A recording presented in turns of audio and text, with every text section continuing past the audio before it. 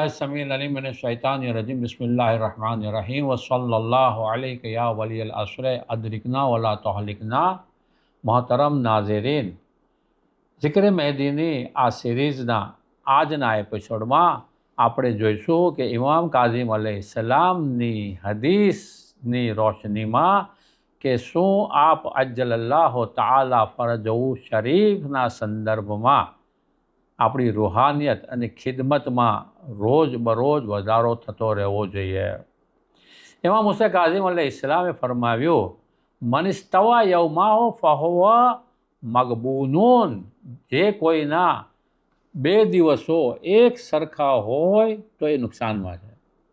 પછી ઇમામ ફરમાવે છે, મન કાના આખિરો યૌમૈહે ખૈરુહુમા ફહુવા મગબૂતુન। અને જે કોઈના બીજો દિવસ પહેલા દિવસ કરતાં સારો હોય તો તેણે ખુશ થવાનો દિવસ છે।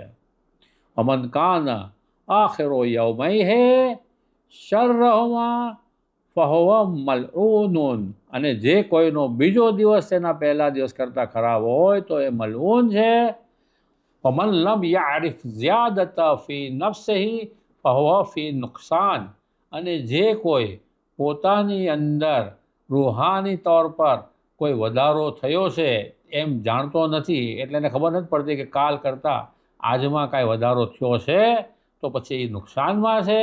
વમન કાના એલન નુકસાન ફલ મૌતો ખૈરુમ મિનલ હયાત।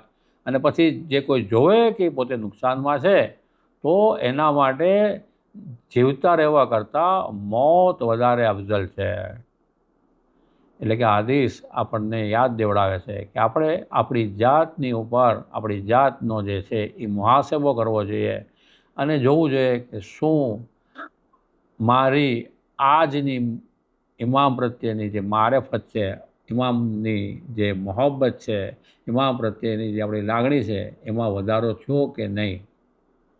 શું આપણી અંદર ગઈકાલે જે ખિદમતનો જજ્બો હતો આજે એ જજ્બામાં વધારો થયો કે નહીં। શું આપણે ગઈકાલ કરતાં આજે બીજા કોઈ મોમિનીનને ઇમામે ઝમાના अलैहिस्सलामની તરફ દોરી જવા માટે કોઈ પ્રયત્ન કર્યા કે નહીં। અગર આપણે આપણી જિંદગીની અંદર આ વધારાને પામીએ છીએ તો ખરેખર જે છે એ બહેતરીનમાં બહેતરીન બુલંદી છે, બહેતરીનમાં બહેતરીન બાબત છે કે જે આપણી ખુશીનો સબબ બને।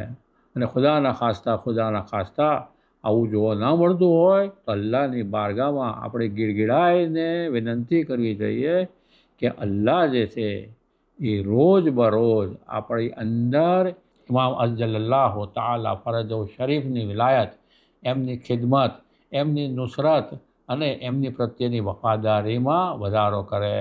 وآخر الدعوانا أن الحمد لله رب العالمين। يا مهدي يا مهدي يا مهدي يا مهدي يا